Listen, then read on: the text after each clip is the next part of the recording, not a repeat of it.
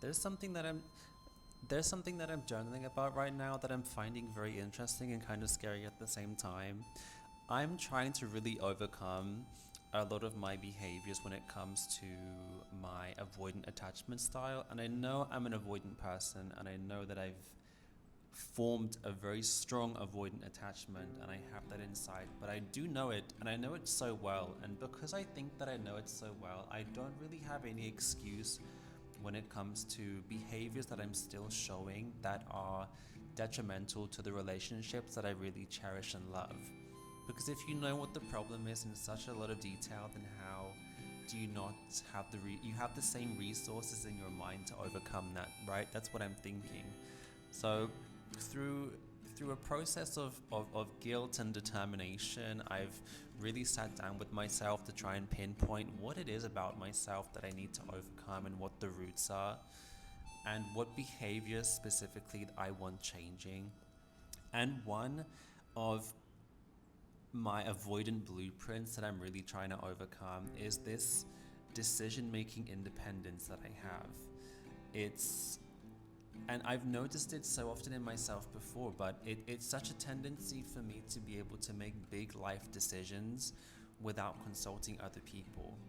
And typically, the life decisions I'm thinking about and the life decisions I do take don't involve other people directly, only indirectly. And my brain doesn't skip past to the indirectly part because I'm thinking to myself, oh, I'm creating this new project which I want to spend a lot of time focusing on for me. My brain doesn't skip to how that decision affects other people, my friends, partners, or family members. And I'm really trying to overcome that now because people have told me, and it does kind of break my heart that I can leave people feeling like they aren't considered, they aren't cared for, they aren't thought about when I'm making such important decisions because I have an important person right in front of me who's going to feel the repercussions of that decision. Whether it's indirectly or not, it's still being felt, right?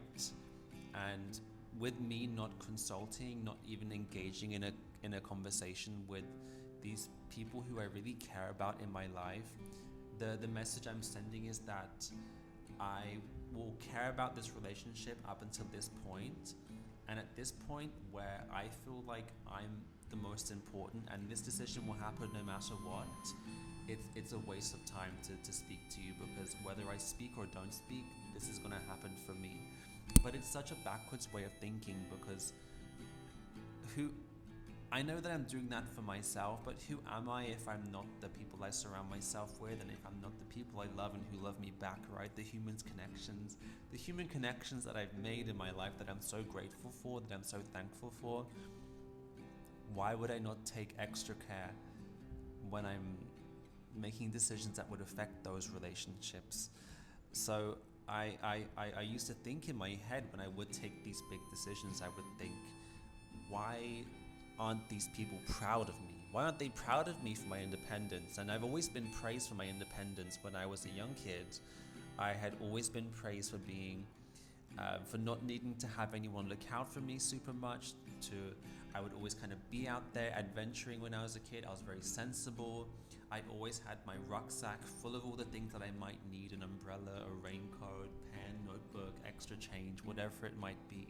So I was always praised for this independence, and now I'm taking an independent decision for myself, and all of a sudden the people who I thought would give me these compliments like my parents used to give me aren't giving me those same compliments, and not really compliments but reassurances, and really showing me that they're advocating for me.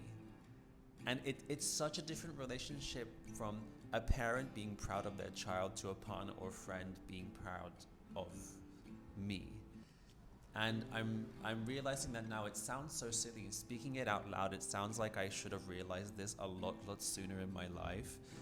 But unfortunately, some things, even though it seems quite simple, the concept, it does take a lot of trying over and over again, and a lot of acting and seeing the consequences of those actions to really change those behaviors.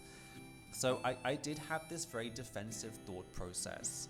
I'd kind of been conditioned by my parents that independence is good, and when I make an independent decision, it's rewarded, it's praised. And now all of a sudden I'm not seeing that. What I'm seeing is people withdrawing and thinking that I don't care about them and thinking that I haven't considered them, which in a small aspect is true. It's not that I haven't considered these people at all. I do consider how my actions would affect other people, but because if it's a big decision, I know deep down in my soul that it's a decision I need to make for myself. The way that my head computes this and rationalizes it is that this will happen no matter what, no matter if you speak to this person or that person. But it's a really, really silly way of thinking about it and working through those processes. And I wrote down here, relationships to other people come with responsibilities, like communicating those ideas. And if these ideas I know I will do, no doubt, I should still invite other people to be a part of my process so they do feel like that they are being thought of. And it's for me, it's really about how can I change my mindset and how can I flip my way of thinking and my thought process. And what I want my thought process to shift to is something like this. Something like, imagine me going to a partner or going to a friend saying, hey, I'm thinking of doing XYZ. I know this is something I really want to do, but I know that it will have an effect on our relationship. So I'd like for us to talk about it and come to an agreement together. I really care about your feelings and how my actions affects you. And that's really healthy. It's so simple. It's literally 2 sentences. How have I not thought about this sooner? But unfortunately, it's taken countless actions and countless consequences and really a lot of hurt, sadness, and heartbreak for me to kind of come to these decisions, come to these realizations. But now I'm really left trying to figure out the root of that. And I do think that it is a lot about what I said previously about how my parents used to praise me a lot when I was a kid for my independence, and that sense of self and having a strong independence, being self-sufficient, taking care of myself, making my own decisions for myself. Because that was really rewarded, I'm bringing that into my adulthood and I'm bringing that into my adulthood relationships.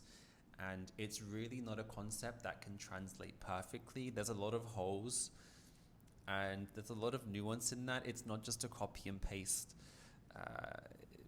sort of thing. So that's what I'm really trying to work on at the moment. I'm really trying to reframe my mind and reframe my thought process here. But that's just one example of how I'm really trying to take a deep dive into my avoidant attachment inside and really shine this kind of spotlight on those different areas of my behaviors that I can notice being an avoidant person is the root of that behavior.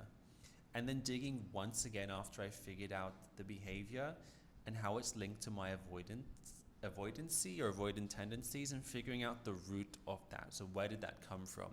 No doubt it will stem from somewhere in my childhood. I'm a big believer in that.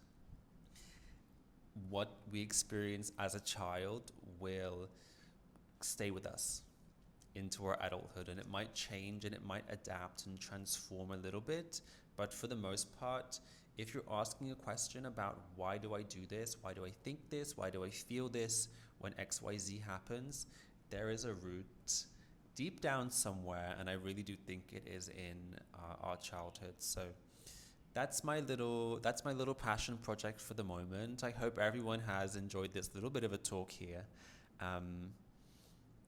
If there's any other people out there who are avoidantly attached and who want to work on some things, or if something I had said today in this video kind of resonates with anyone, I'd really love to hear other people's experiences or another part, or maybe other behaviors that other people have recognized in themselves that either they want to change or they have changed or they're struggling to change. I think it would be really insightful for us to share our own experiences. But until the next time, I'm going to keep journaling and writing down some more ideas and really thinking and turning inward. But thank you for listening. It has been interesting to speak for 10 minutes. Until the next one, I guess. I suppose I'll catch you around. Okay, bye.